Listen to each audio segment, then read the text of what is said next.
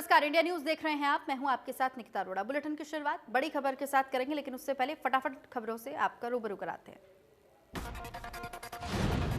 दिल्ली के विज्ञान भवन में सरकार और किसानों के बीच की चर्चा हुई है। कृषि मंत्री नरेंद्र सिंह तोमर और रेल मंत्री पीयूष गोयल ने किसानों से बात की।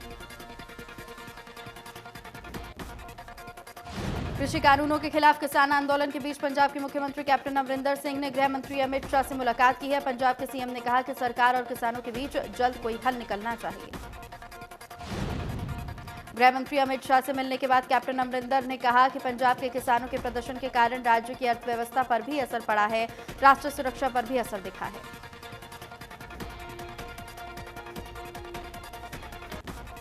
पंजाब के सीएम ने कहा कि उन्होंने सरकार और किसान दोनों से ही बीच का रास्ता निकालने की अपील की है। अकाली दल के आरोपों पर पंजाब सीएम ने बोलने से इनकार कर दिया। कृषि मंत्री जेपी दलाल ने किसानों के आंदोलन को लेकर बड़ा बयान दिया है। उन्होंने किसानों से अपील की है कि वो सद्बुद्धि से काम ले, वार्ता करें और ये लाहौर या कराची नहीं है, ये देश की राजधानी है। जेपी दलाल ने कहा कि ये अच्छी बात नहीं है, दिल्ली का पानी बंद कर देंगे, दिल्ली के रास्ते बंद कर देंगे, दिल्ली को घेर कर बैठ जाएंगे, ये लाहौर या कराची नहीं, ये देश की राजधानी है। किसान संगठनों की ओर से केंद्र सरकार को आपत्तियों की लिस्ट सौंप दी गई है। किसानों ने कृषि कानून के साथ साथ वायु गुणवत्ता अध्यादेश और प्रस्तावित बिजली बिल को लेकर आपत्तियां जताई हैं। किसानों ने 5 कानून वापस लेने की मांग लिखित में की है। किसानों की मांग में 3 कृषि बिल और वायु प्रदूषण को लेकर जो कानून आया था उसे वापस लेने की बात कही गई थी। इसके अलावा इलेक्ट्रिसिटी अमेंडमेंट एक्ट 2020 जो आने वाला है उसको लेकर किसानों ने लिखित में आपत्ति जताई। लिखा कि सरकार एमएसपी फॉर प्रोक्यूरमेंट कानून के बारे में क्यों नहीं लिखती, कानून की कमी बताएं। किसानों ने लिखा कि सरकार कहती है कि इन कानूनों को किसानों के हित में लाया गया है, लेकिन किसानों ने इन बिलों की कभी डिमांड नहीं रखी थी। ये बिल एक्ट ट्रेड और कॉमर्स कॉर्पोरेट के फायदे के लिए हैं। कॉन्ट्रैक्ट फार्मिंग पर किसान संगठनों ने कड़ा एतराज जताया। गन्ने की खरीद का उदाहरण देते हुए कॉन्ट्रैक्ट फार्मिंग की कमियां बताई। किसान आंदोलन पर कांग्रेस महासचिव प्रियंका गांधी वाड्रा ने ट्वीट किया। उन्होंने लिखा कि बीजेपी सरकार के मंत्री और नेता किसानों को देशद्रोही बोल चुके हैं, आंदोलन के पीछे इंटरनेशनल साजिश बता चुके हैं। प्रियंका गांधी ने ट्वीट करते हुए लिखा कि अब बातचीत में सरकार को किसानों की सुनना होगा। किसान कानून के केंद्र में किसान होगा, न कि बीजेपी के अरबपति मित्र। पलवल की जाट धर्मशाला में दिल्ली कूच करने के लिए किसान पहुंचे। किसान आंदोलन के समर्थन में पलवल के किसान भी दिल्ली कूच करने के लिए तैयार हैं। फरीदाबाद और पलवल के किसान नेताओं ने पंचायत कर ये फैसला लिया कि इस दौरान किसानों की वकीलों और आड़तियों का भी समर्थन मिला है। भारतीय किसान यूनियन के राष्ट्रीय सचिव और किसान नेता ने सरकार से मांग की है कि एमएसपी को कानून के दर्जे के साथ उसकी सरकार जिम्मेदारी ले, नहीं तो किसानों का धरना प्रदर्शन जारी रहेगा। रादौर से काफी संख्या में किसानों ने आंदोलन में हिस्सा लेने के लिए दिल्ली कूच किया और इस दौरान भाकियू जिला अध्यक्ष ने यह कहा है कि सरकार जब तक इन काले कानूनों को वापस नहीं लेती तब तक उनका आंदोलन जारी रहेगा। किसानों ने कहा कि वो अपने साथ खाद्य सामग्री भी लेकर जा रहे हैं। भाकियू जिलाध्यक्ष के नेतृत्व में किसान रादौर की कम्बोज धर्मशाला के बाहर इकट्ठा हुए और रवानगी से पहले सरकार के खिलाफ जमकर नारेबाजी की। फरीदाबाद में किसानों के पलवल से फरीदाबाद बदरपुर बॉर्डर को जाम करने के कूच को लेकर सिकरी बॉर्डर पर पुलिस सख्त हो गई है। मौके पर भारी संख्या में पुलिस बल तैनात कर दिया गया। साथ ही किसानों को बदरपुर की तरफ से रोकने की प्लानिंग की गई है। सड़क पर भारी संख्या में पुलिस की तैनाती के साथ साथ ट्रकों और अवरोधक के तौर पर एहतियातन खड़ा करवा दिया गया है। सड़कों पर सीमेंट के बड़े बड़े अवरोधक भी जेसीबी से लगाने शुरू कर दिए हैं ताकि किसानों को पलवल में ही रोक दिया जाए। किसानों ने NH-24 को जाम कर दिया। NH-24 हापुड़ से दिल्ली को जोड़ता है। पुलिस ने NH-24 पर बैरिकेडिंग कर दी है। नेशनल हाईवे पर किसानों की संख्या बढ़ती जा रही है। किसानों के प्रदर्शन के कारण सिंधु बॉर्डर, टिकरी बॉर्डर, चिल्ला बॉर्डर समेत कई बॉर्डर को बंद कर दिया गया। दिल्ली ट्रैफिक पुलिस की ओर से एडवाइजरी जारी की गई है। एडवाइजरी के मुताबिक नोएडा लिंक रोड पर चिल्ला बॉर्डर को बंद रखा गया है। यहां पर गौतम बुद्ध द्वार पर सैकड़ों किसान सड़क पर जमा करके बैठे हुए हैं।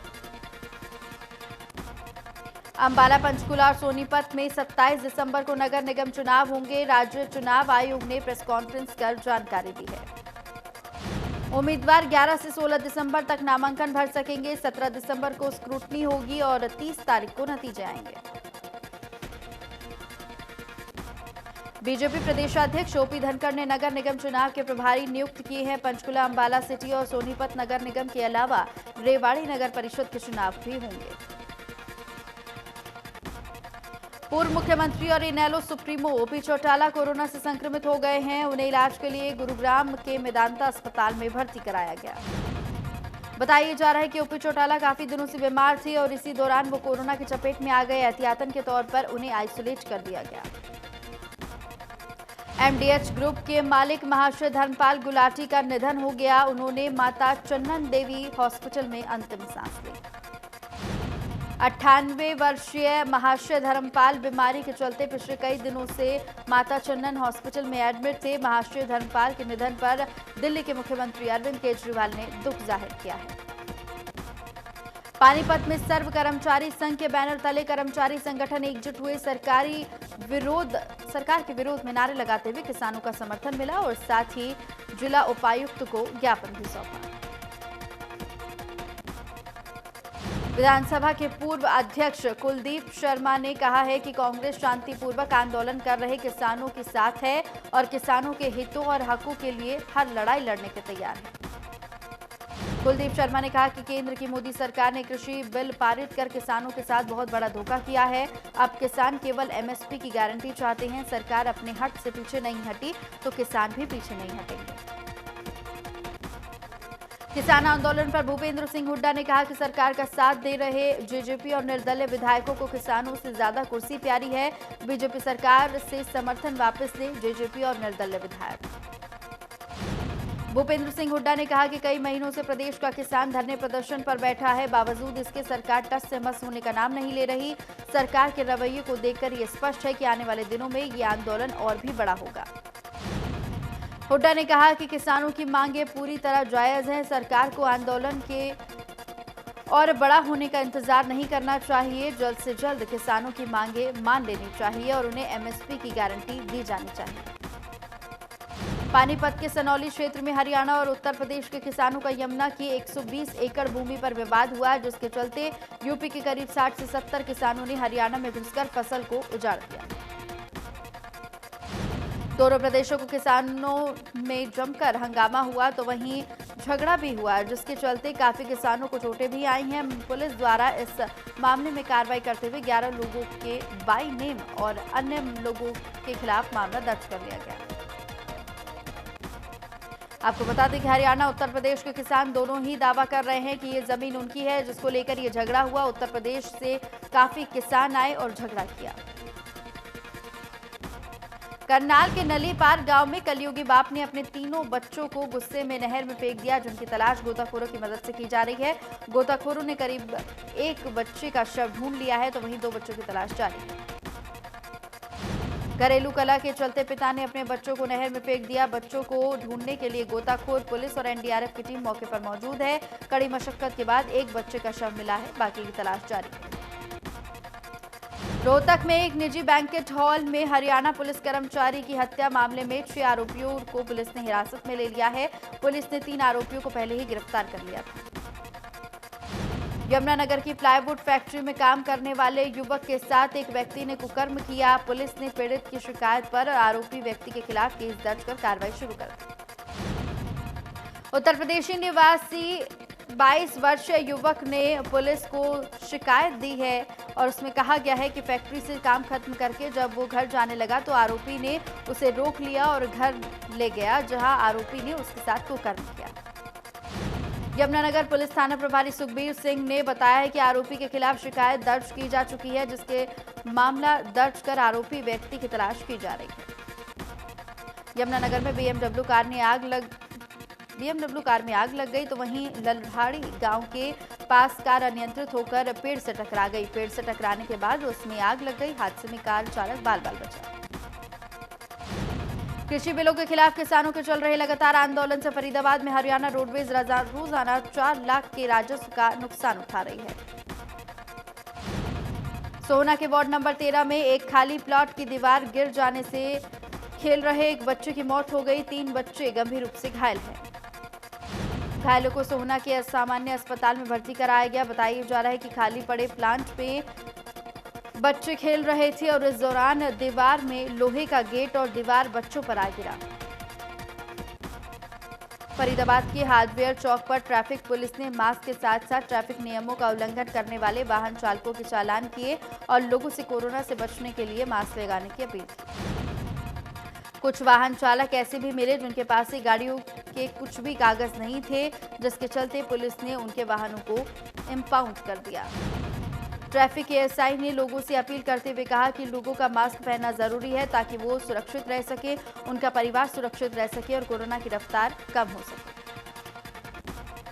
कोसली के गांव कान्हड़वास और भड़गी में डिपो होल्डर पर अनियमितता बरतने का आरोप लगा है। आपको बताएं कि सरकारी योजनाओं को अधिकारियों की मिलीभगत से डिपो होल्डर पलीता लगाते हुए, जिसकी वजह से बीपीएल परिवारों को उनके हक का पूरा राशन नहीं मिल पा रहा था। बीपीएल कार्ड धारकों का कहना है कि डिपो धारक उन्हें समय पर राशन नहीं देता। वो केवल 1 महीने से एक ही दिन डिपो खोलते हैं, जिस कारण उनका नंबर नहीं आता। पूरे महीने का राशन डिपो होल्डर ही डकाल जाता है। कुछ लोगों का आरोप है कि डिपो धारक उन्हें 35 किलो गेहूं की जगह 20 किलो गेहूं देकर कहते हैं कि इस बार कोटा कम मिला है, साथ ही दालें और अन्य सामान तो मिलता ही नहीं। कैथल में पटवारी को रिश्वत लेते हुए रंगे हाथों विजिलेंस की टीम ने पकड़ा है। विजिलेंस की टीम के इंचार्ज इंस्पेक्टर ने कहा है कि हमें प्योदा गांव के एक व्यक्ति ने शिकायत दी थी कि पटवारी इंतकाल के नाम पर 2500 रुपये मांग रहा है, जिसमें 1000 पहले ही पटवारी को दिए जा चुके हैं। वहीं 1500 रुपये देने बकाया थे। उन्होंने विजिलेंस की टीम से संपर्क किया और पटवारी को रंगे हाथों पकड़वा दिया। सिरसा के एफ ब्लॉक स्थित रुई के गोदाम में लगी आग। सूचना मिलने पर फायर ब्रिगेड की गाड़ियां मौके पर पहुंची। लाखों के नुकसान होने की जताई आशंका। पंचकुला में अपनी मृतक अधिवक्ता बेटी को इंसाफ दिलाने की गुहार लेकर परिवार डीजीपी ऑफिस पहुंचा। परिवार ने बताया कि पुलिस हमारी बेटी की मौत को आत्महत्या बताने में जुटी हुई है, जबकि उसकी हत्या की गई है। अंबाला में रेलवे न होने की वजह से पंजाब जाने वाली ट्रेनों को पटरी पर दौड़ाना शुरू कर दिया है। मालगाड़ियां तो पूरी तरह से चलाई जा रही हैं और सवारी गाड़ियां अभी कुछ शुरू हुई है और कुछ नहीं हुई हैं, बाकी भी कुछ दिनों में शुरू कर दी जाएंगी। अंबाला रेलवे के डीआरएम ने ये बताया है कि पिछले 3 दिनों से मालगाड़ी तो अपने पूरे रूटीन में आ गई है और चल रही है। थोड़ी सी समस्या कुछ स्टेशन पर चल रही है, जिसकी वजह से गाड़ियां अमृतसर तक नहीं जा रही। डीआरएम ने यह भी बताया कि सवारियां गाड़ी चल रही हैं, धीरे धीरे आगे भी चलाई जाएंगी। 3 सवारी गाड़ियों को भेजा गया है और जल्दी बाकी गाड़ियों को रूटीन में चला दिया जाएगा, जिससे यात्रियों को कोई परेशानी नहीं है। गुरुग्राम में मुख्यमंत्री उड़नदस्ता ने सेक्टर 27 में मकान में चल रहे अवैध कॉल सेंटर पर रेड की है। आरोपी ये अवैध कॉल सेंटर 2.5 लाख रुपए महीना किराए पर चलाता था। कॉल सेंटर में 22 लड़के 4 लड़कियां काम कर रही थी। इनके कब्जे से करीबन 7 हार्ड डिस्क बरामद की गई हैं। आरोपी यूएस में बैठे लोगों से एसएसएन सोशल सिक्योरिटी नंबर के नाम पर धोखाधड़ी कर रहे थे। साइबर क्राइम ने केस दर्ज कर लिया है। साथ ही फर्जी कॉल सेंटर का मालिक मौके से फरार है और उसके 2 पार्टनर्स को पुलिस ने गिरफ्तार कर लिया। प्रदेश में 3 निगमों के लिए जल्द चुनावों का ऐलान हो सकता है, जिसको लेकर बीजेपी ने अपनी तैयारियां शुरू कर दी हैं। अंबाला नगर प्रभारी सुभाष बराला ने पदाधिकारियों के साथ बैठक ली और चुनावों के इच्छुक प्रार्थियों से आवेदन किया। सुभाष बराला ने कहा, कर्मठ कार्यकर्ताओं को टिकट दी जाएगी और ये चुनाव विकास के मुद्दे पर लड़ा जाएगा। किसान आंदोलन का इस चुनाव पर सकारात्मक असर पड़ेगा। यमुनानगर में हुड्डा सेक्टर 17 में एलआईसी के कार्यालय के स्ट्रांग रूम में 40 लाख रुपए गायब हो गए। मौके पर सिर्फ 2 लाख रुपए मिले हैं। हैरानी की बात यह है कि कैश काउंटर का ताला टूटा हुआ नहीं था। पुलिस मौके पर जांच कर कर्मचारियों से पूछताछ कर रही है। 27 नवंबर को कैश गिन कर रखा गया था। छुट्टी होने के कारण बैंक में कैश जमा नहीं कराया गया था। बैंक कर्मचारी कैश लेने के लिए जब पहुंचे तो उन्हें जमा करने के लिए महज 2 लाख रुपए ही नजर आए। 40 लाख रुपए गायब होने पर तुरंत मामले की सूचना पुलिस को दी गई। सीसीटीवी खंगालने में पुलिस जुटी हुई है। करनाल में एक महिला सहित 2 अलग अलग जगह फांसी लगाने के मामले सामने आए हैं। मध्य प्रदेश की रहने वाली 21 साल की महिला ने फांसी लगाकर आत्महत्या कर ली है, तो वहीं गांव खाचवा में एक राजमिस्त्री का काम करने वाले युवक ने फांसी लगा ली है। फरीदाबाद के जेसी बोस YMCA विश्वविद्यालय में आयोजित IoT स्टार्टअप चैलेंज 2020 प्रतियोगिता के विजेताओं को पुरस्कृत किया गया। कुलपति प्रोफेसर दिनेश कुमार ने करोड़ों रुपए की लागत से बने बहुउद्देश्य सभागार शाकुंतलम का उद्घाटन किया। इस दौरान RSS के राष्ट्रीय कार्यकारिणी सदस्य इंद्रेश कुमार ने चीन पर बड़ा आरोप लगाते हुए कहा कि चीन ने कोरोना वायरस बनाकर वायरल किया है, जिसे भारत तक लाने का काम तबलीग जमात ने किया। सिरसा जिले की CIA ने शहर की ऑटो मार्केट क्षेत्र से चोरी की बड़ी गाड़ियां पकड़ी हैं और दुर्घटनाग्रस्त हुई गाड़ियों के चेसी और इंजन नंबर लगाने वाले गिरोह का पर्दाफाश कर दिया है। एक आरोपी को गिरफ्तार करते हुए पुलिस ने 2 गाड़ियां आरोपी से जब्त की हैं और साथ ही पकड़े गए आरोपी को अदालत में पेश कर रिमांड पर लिया गया और रिमांड अवधि के दौरान इस नेटवर्क में जुड़े अन्य लोगों के बारे में जानकारी हासिल की गई। धुंध में मौसम में सड़क हादसों में वृद्धि को देखते हुए हरियाणा ट्रांसपोर्ट डिपार्टमेंट ने इस बार कई कदम उठाए हैं। सड़क हादसों में 20% की कमी आने के लिए सभी वाहनों पर रिफ्लेक्टर लगाने का कार्य शुरू किया गया। यमुनानगर में ट्रॉलियों, ऑटो समेत ट्रकों और अन्य वाहनों पर रिफ्लेक्टर टेप लगाई जा सकती है। साथ ही आपको बताएं कि माइनिंग जोन और क्रेशर जोन में आने वाले ट्रकों पर भी रिफ्लेक्टर टेप लगाए जाने के निर्देश जारी कर दिए गए हैं। टोहाना में पुलिस ने डिस्ट्रिक्ट टाउन प्लानर की कार्रवाई की शिकायत पर कार्रवाई करते हुए एक दिन में 6 मामले अवैध कॉलोनी काटने के संबंध में दर्ज किए गए हैं। अलग अलग मामलों में 10 लोगों के खिलाफ विभिन्न धाराओं के तहत केस दर्ज कर लिया गया है। पुलिस जांच में जुटी है। दिल्ली बॉर्डर पर किसानों के आंदोलन की वजह से पानीपत में सब्जियों पर असर देखने को मिल रहा है। करनाल में महिला एवं बाल विकास विभाग के दफ्तर के बाहर आंगनवाड़ी वर्कर्स ने प्रदर्शन किया। आंगनवाड़ी वर्कर्स का कहना है कि जब उन्होंने पहले अपनी मांगों को लेकर कैथल में प्रदर्शन किया था, तब इन पर पुलिस की तरफ से हल्का बल प्रयोग किया गया था और बदसलूकी की गई। लोकसभा और विधानसभा की तर्ज पर कुरुक्षेत्र जिला परिषद 2 दिवसीय सत्र शुरू हो गया है। पहले ही दिन गैर हाजिर रहने वाले अधिकारियों को जिला परिषद के चेयरमैन ने नोटिस जारी किया। सत्र के पहले दिन कुरुक्षेत्र कार्यालय के अंतर्गत आने वाली स्कीमों के विकास कार्य की समीक्षा की गई। मुंबई में यूपी के CM मुख्यमंत्री योगी आदित्यनाथ से अभिनेता अक्षय कुमार ने मुलाकात की। प्रस्तावित नोएडा फिल्म सिटी को लेकर उत्तर प्रदेश के मुख्यमंत्री योगी आदित्यनाथ और महाराष्ट्र के मुख्यमंत्री उद्धव ठाकरे आमने सामने हैं। Even Indian merchant of chambers of commerce में बात करते हुए मुख्यमंत्री उद्धव ठाकरे ने कहा था कि राज्य को कोई भी उद्योग बाहर नहीं जाएगा, बल्कि बाकी राज्यों के उद्योगपति महाराष्ट्र में उद्योग लगाने के लिए आएंगे। CM उद्धव ठाकरे ने कहा था कि कंपटीशन होना अच्छी बात है, लेकिन चिल्लाकर धमकाकर कोई लेकर जाना चाहेगा तो मैं वो होने नहीं दूंगा। प्रदेश में कुल मरीजों की संख्या 2,37,000 के पार। 24 घंटे में सामने आए 1,607 नए केस, 32 की हुई मौत। एक्टिव केस की संख्या 16,000 से ज्यादा। देश में 24 घंटे में 33,743 नए केस आए सामने। 497 मरीजों की हुई मौत। 95,33,000 से ज्यादा टोटल एक्टिव केस। दिल्ली पर कोरोना का कहर लगातार जारी है। 24 घंटे में सामने आए हैं 3,944 नए केस, 82 लोगों की हुई मौत।